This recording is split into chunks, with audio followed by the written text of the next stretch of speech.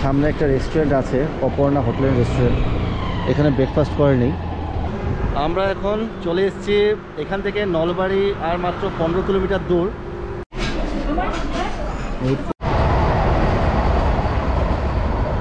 প্রায় আধা ঘন্টা থেকে হোটেল খুঁজছি। এই একটা বেডটা যথেষ্ট ছোট। Welcome to my channel Jayanta the travel explorer. Welcome to my channel Jayanta the travel explorer. अरे कहना क्या चाहते हो? আজ 8 মার্চ 2025। আমাদের অনেক দিনের স্বপ্ন ছিল আমরা কোনো লং রাইডে যাব।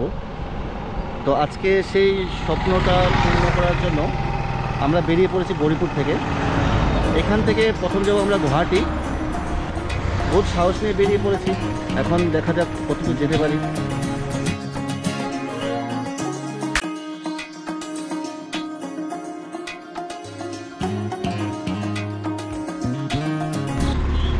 একবারে তেলটা ভরে নেই। এই আমার পাম্প, যেখানে আমি কাজ করি। যাতা হয়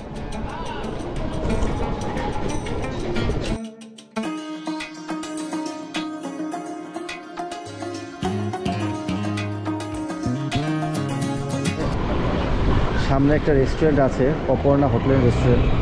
এখানে ব্রেকফাস্ট করে নেই। ব্রেকফাস্টটা এখানেই করতে হবে।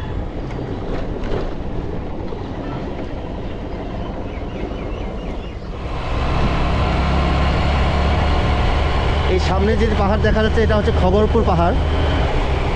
এরপরে পাবো নর্থ শালমারা, এখান থেকে 9 কিলোমিটার দূর। এখনও গুয়াহাটি অনেক দূর এখান থেকে। ব্রেকফাস্ট করে ফেলেছি, এখন বাজছে 11টা।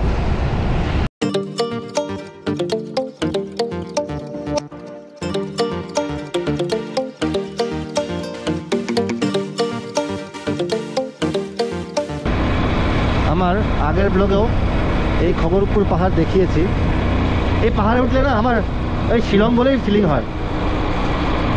আর আমার বাইকেরও ট্রেনিং হয়ে যাচ্ছে যে শিলংয়ের আপে উঠতে পারবে কি পারবে না।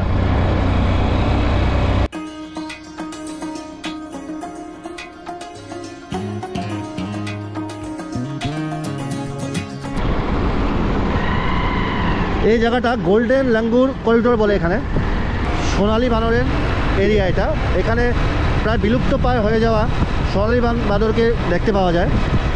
তা আমি আপনাদেরকে একটা জিনিস দেখাচ্ছি। এই সামনে দেখুন, দেখা যায় রাস্তার এক মাথা থেকে আরেক মাথা থেকে ফুলের মতো বেঁধে দেওয়া হয়েছে রশি দিয়ে। রশি না তার কিছু একটা হবে, তার হবে মনে হচ্ছে। তো এই তারটা বাঁধা হয়েছে এই সোনালি বাঁদর রাস্তা এপার থেকে ওপার করার জন্য, যাতে কোনো অ্যাক্সিডেন্ট না হয়। খুব সুন্দর পদক্ষেপ ফরেস্টের তরফ থেকে। এই যে পুরো করিডোরটা, এই পুরো করিডোরটার মধ্যে মোটামুটি 3টের মতো এরকম রাস্তা পার করার জন্য, সোনালি বাঁদরের রাস্তা পার করার জন্য ব্রিজ বানিয়ে দেওয়া হয়েছে ওদের জন্য। এখান থেকে এই ওভারব্রিজের উপর দিয়ে উঠতে হবে। জিজ্ঞেস করলাম, বলো 7 কিলোমিটার 8 কিলোমিটার যাওয়ার পরে রাইট সাইডে টার্ন নিতে হবে। আমরা আগে নিচ দিয়ে যেতাম, তো এখন উপর দিক দিয়ে ওভারব্রিজ করে দেওয়া হয়েছে। নিচে বাজার আছে, আর এখন যে বাজারের উপর দিক দিয়ে ওভারব্রিজ করে দিয়েছে, তার জন্য লোকের খুব সুবিধা হয়েছে বাইক চালাতে, গাড়ি চালাতে। কোনো জাম থাকে না। নাহলে এগুলো রাস্তা প্রচণ্ড পরিমাণে জাম থাকতো আগে, সময় বেশি লাগতো যাওয়ার সময়। এখন নিচে বাজারেরটা বাজার চলছে, আমরা উপর দিয়ে বেরিয়ে গেলাম।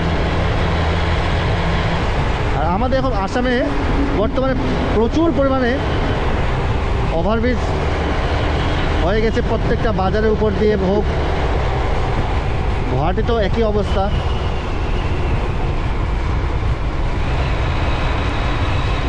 কলকাতাতে যেরকম মেট্রো রেলের ফেসিলিটি আছে, তা আমাদের এখানে আমি দেখেছি যে মেট্রো রেলের কোনো কারণবশত হয়তো মেট্রো রেলের ফেসিলিটিটা করে উঠতে পারেনি এখন পর্যন্ত।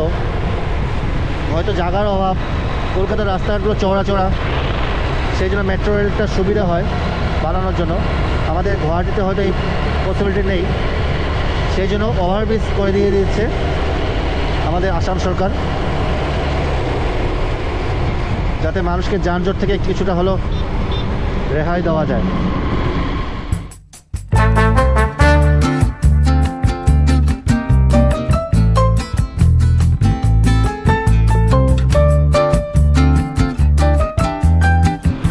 আমরা রাখালডুবি পৌঁছালাম। এখানে গুয়াহাটি 163 কিলোমিটার। এই সামনে রাখালডুবি। Barpeta road 39 kilometre. এখন এই রাখালডুবি থেকে ডান দিকে যেতে হবে মেবি। তো ভুলা এতবার আসি আমি গুয়াহাটি, হ্যাঁ গাড়ি দিয়ে আসি, যার জন্য স্টিয়ারিং আমার হাতে থাকে না, চিন্তা থাকে না কোন দিকে যাব না যাব। কিন্তু এখন আমি চিন্তায় পড়েছি, জিজ্ঞেস করতে হবে। ধরো দাদা গুয়াহাটি রাইট সাইড না, ইফাল দিয়ে ওলাই যাবো, ইফাল দিয়ে এখানে।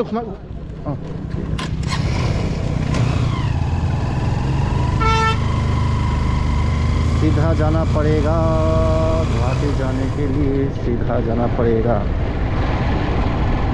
এখন লেফট সাইডে যাব, লেফট সাইডে গিয়ে আমি রাইট সাইডে যাব, তারপর সিধা।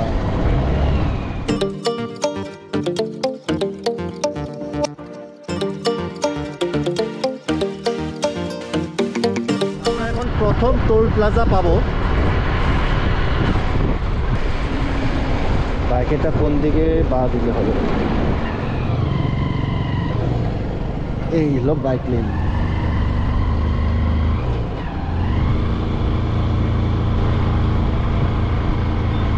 এই প্রথম টোল প্লাজা ক্রস করলাম।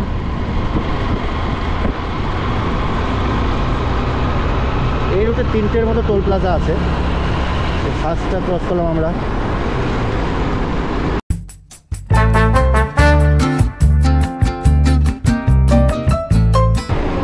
আমরা কিছুক্ষণের মধ্যে স্বর্গ ঢুকে যাব।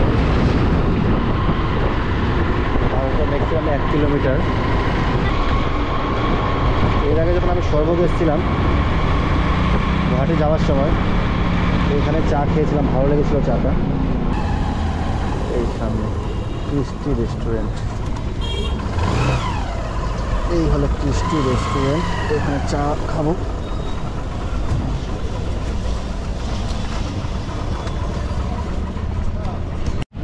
এখন রাস্তায় লাগছে গরম, রোদও প্রচণ্ড উঠে গেছে। এখন গরমের জন্য আমাদের সব কাপড় চোপড় আস্তে আস্তে খুলতে হচ্ছে। এখন দুটো গরমের কাপড় ছিল, এই সাধনা সব এখন প্যাকিং করছে আবার নতুন করে। ধরো তুমি, ধরো। এটা বাইরে থাকে, এটা বাইরে থাকে।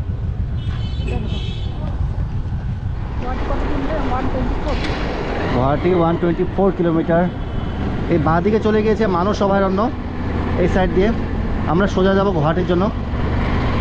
কিছুক্ষণ আমাদের সিমলা করে চলে আসবে।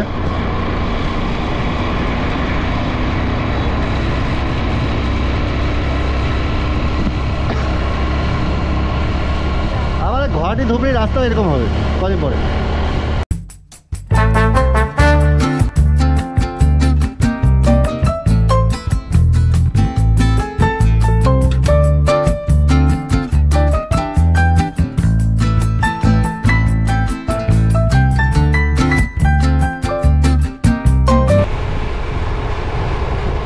সিমলাগুড়িতে আমার একটা ফ্রেন্ড থাকে, রিতুল।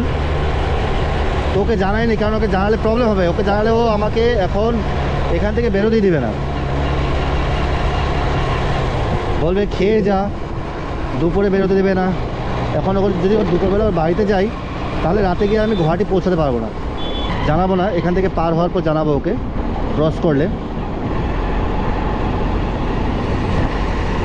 জানি খারাপ পাবে, বন্ধু তো মানিয়ে নেওয়া যাবে, বন্ধু নো প্রবলেম।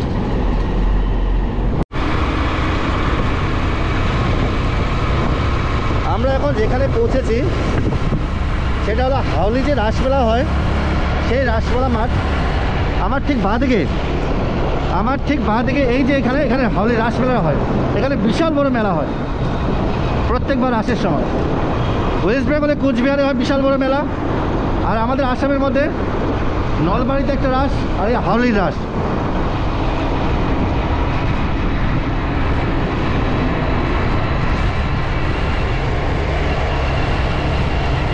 এখন পর্যন্ত এতদূর আসলাম, কোনো অসুবিধা হয়নি। মোটামুটি আমরা 65% চলে এসেছি গুয়াহাটির আর ধুবড়ির মাঝখানে।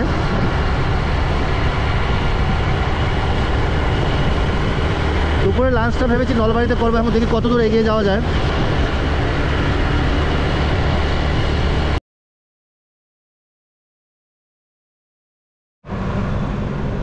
আমরা এখন চলে এসেছি এখান থেকে নলবাড়ি আর মাত্র 15 কিলোমিটার দূর। তো একটু দাঁড়ালাম কারণ হাত পা ব্যথা হয়ে গেছে। একটা জিনিস ভুল হয়ে গেল, আমার একটা গ্লাভস আনা উচিত ছিল। যেহেতু প্ল্যানিং ছাড়া বেরিয়ে পড়েছি, গতকাল রাত্রে হঠাৎ করে প্ল্যানিং হলো, তাই আমি আজকে সকালবেলা বেরিয়ে পড়লাম। কোনো কিছু না বাইকে সার্ভিসিং করতে পেরেছি, না গ্লাভস কিনতে পেরেছি। আমার এই বাইকের ট্যাঙ্কির উপরে রাখার জন্য নেভিগেশনের জন্য আমি একটা ব্যাগের অর্ডার দিয়েছিলাম, সেটাও আসেনি। সব কিছু প্ল্যানিং ছাড়া। আর ভাবলাম এখন যদি না যাওয়া হয়, কদিন পরে বৃষ্টি নামবে। তো বৃষ্টি নামলে একরকম রাস্তা হবে, একরকম অসুবিধা আছেই। ভালো লাগে ঠিকই পাহাড়ে বৃষ্টির সময় যেতে, কিন্তু বৃষ্টিতে অসুবিধাও আছে। আর কিছুক্ষণের মধ্যে নলবাড়ি পাবো, গেলে লাঞ্চটা সেরে ফেলবো। আর মনে হচ্ছে নলবাড়ি থেকে আর 1 ঘন্টা লাগবে। আমি এখানে 3-4টের ভিতরে গুয়াহাটি পৌঁছে যাব। তো চলুন যাওয়া যাক। আমরা এখন চলে এসেছি নলবাড়ির প্রণীতা রেস্টুরেন্টে। নিরামিষ খাবারের অর্ডার দিয়েছি, এখন খাবার আসবে, অর্ডার দেওয়া হয়েছে, দেখি কতক্ষণে আসে।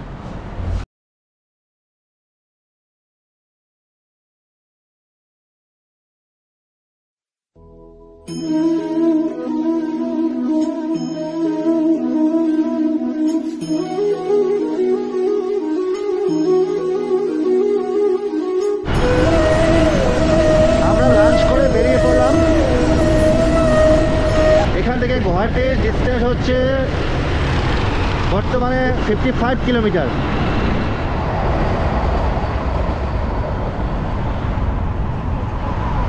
আমরা এখন সরাইঘাট ব্রিজের খুবই কাছে আছি। আর একটু আগে আমাদের পাশ দিয়ে আপনারা দেখলেন যে বন্দে ভারত পেরিয়ে গেল। আমি ফার্স্ট বন্দে ভারত দেখলাম, এর আগে দেখেছি টিভিতে, দেখেছি ট্রেন সামনে সামনে দেখিনি, ফার্স্ট ক্রস করলো। তো যারা গুয়াহাটিতে থাকে, শিলিগুড়িতে থাকে, ওরা রোজই দেখে, কিন্তু আমরা তো যেখানে থাকি সেখানে বন্দে ভারত যায় না, চোখেও পড়ে না। আজকে ফার্স্ট দেখলাম। সামনেই সরাইঘাট ব্রিজ। এখন আমরা সরাইঘাট ব্রিজের উপর উঠবো। আমি যখন ছোটোবেলায় আসতাম তখন এই একটি ব্রিজ দিয়েই যাওয়া আসা দুটোই হতো, কিন্তু কিছু বছর আগে সাইডে আরও একটি ব্রিজ তৈরি করা হয়েছে। এটা গুয়াহাটি থেকে গুয়াহাটির ভিতরে ঢোকার জন্য আর পাশেরটা বেরোনোর জন্য। আর ব্রিজটিও খুব পুরনো হয়ে গেছে, এখন পাশ দিয়ে নতুন একটা ব্রিজ তৈরি করা উচিত। অনেক পুরনো ব্রিজ। আর এই ব্রিজের নিচ দিয়ে ট্রেন যায়, আসামের প্রথম ডাবল ডেকার ব্রিজ। আর পাশে যেটা দেখা যাচ্ছে, পাশে যেটা দেখা যাচ্ছে ওটা নতুন হয়েছে। আগে প্রচুর জাম লাগতো এই ব্রিজের, প্রচুর জাম লাগতো এই ব্রিজের মধ্যে, যেহেতু যাওয়া আসা দুটো একটি দিক দিয়ে হতো,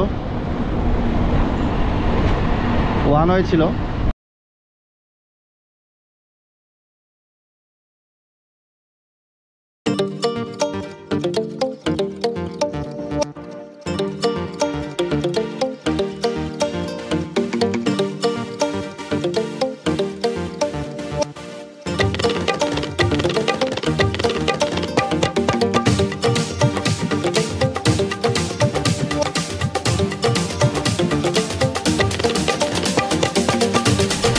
গুয়াহাটি চালু করে আসলাম। এখন এখান থেকে 105 কিলোমিটার শিলং আমরা বেরিয়ে যাব। যতদূর এগোনো যায়, শিলং দিকে যাব না, মানে শিলং পর্যন্ত পৌঁছানোর কোনো চিন্তাই করিনি। যতদূর পারি এগিয়ে যাব, যত মানে গুয়াহাটি টাউনে তো ঢোকার কোনো দরকারই নেই। এই যে নিচ দিয়ে যদি যাই বাঁ দিকে, তাহলে সেটা আদাবাড়ি, কামাখ্যা, ভরলুমুখ এই দিয়ে চলে যাবে, গুয়াহাটি টাউন ঢুকবে। আর আমরা চলে যাবো সোজা ঢুকে, হ্যাঁ বাঁ দিকে। আমরা যে বাঁ দিকে নামি, এই বাঁ দিক দিয়ে যাবো গুয়াহাটি টাউন। আর এই সিধা হলে একদম শিলংয়ের রোড। এখন ঠান্ডা, এখানে রাখি।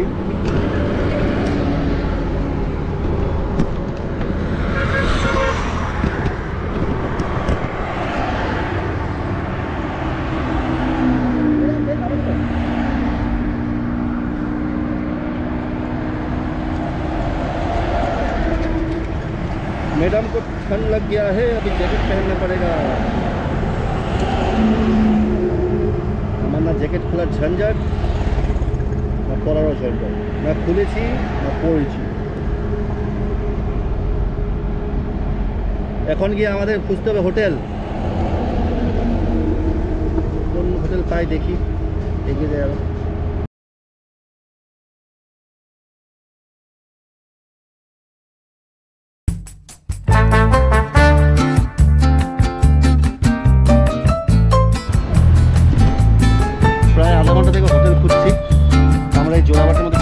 জোড়াবাটের মধ্যে এসে আধা ঘন্টা থেকে হোটেল খোঁজার পরও দুটো হোটেল পেলাম, কিন্তু হোটেলের রুমগুলো ভালো লাগলো না। এখন একজন দেখিয়ে দিল এই হোটেলটা, দেখি এই হোটেলে যাই। এই যে হোটেল কুইন, হোটেল জোড়াবাটের মধ্যে, দেখি গিয়ে। এই একটা বেডটাও যথেষ্ট ছোট। এখানে একটা টেবিল আছে, লাগেজগুলো এখানে রেখেছি। একটা টিভি, একটা এসি, যেটা আমি চালিয়ে দেখাইনি, চালিয়ে দেখিনি, জানি না চালু হবে কি হবে না। হয়েছে চালু। এসি রিমোট খুঁজতে হবে। এসির দরকার নেই, ঠান্ডা পড়বে রাত্রেবেলা, বন্ধ করে দিই। আর এখানে একটা আয়না আছে, বেসিন, চেয়ার, বাথরুমটা পরিষ্কার।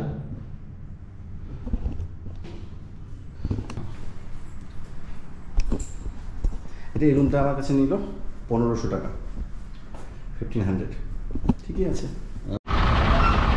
এখন আমরা আছি এই জোড়াবাটে, এটা মেঘালয় পড়ছে। তা আমরা আছি মেঘালয়ের মধ্যে এই হোটেলে, এই সেই হোটেল কুইন। আমরা রাতের বেলা ডিনার করতে এসেছি, তো ডিনারের জন্য করলাম কি, আমরা হোটেলে ছিলাম এই যে সামনে যেটা হোটেল কুইন হোটেল, এটা হলো সামনে জোড়াবাটের রাস্তায় মেঘালয়ের মধ্যে পড়ে। মেঘালয়ে ঢোকার সাথে সাথে এখানে কুইন হোটেল, আর তার ঠিক অপোজিটে এসে এই সাইডে রাজস্থানী ভোজনালয়। এই রাস্তা দিয়ে এসে এদিকে।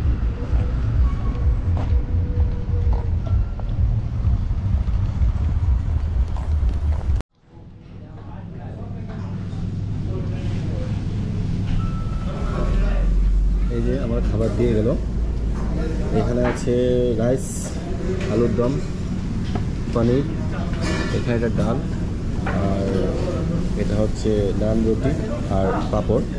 এই খাবার দিয়ে গেলো 250। এই দুজনের জন্য এই খাবার অর্ডার দিলাম। সবাইকে গুড নাইট। আজ প্রচণ্ড টায়ার্ড, অনেক দূর জার্নি করলাম, প্রায় 280 কিলোমিটার বাইক দিয়ে। তো আপনারা সবাই সাথে ছিলেন, প্লিজ সাবস্ক্রাইব করবেন। কেমন লাগলো ভিডিওগুলো বলবেন, কমেন্ট করবেন। নেক্সট ভিডিওতে আমরা কালকে সকালবেলা এখান থেকে শিলংয়ের জন্য রওনা দিব। তো শিলংয়ে যাওয়ার সময় আপনাদেরকে দেখাবো রাস্তা। তো গুড নাইট, শুভরাত্রি।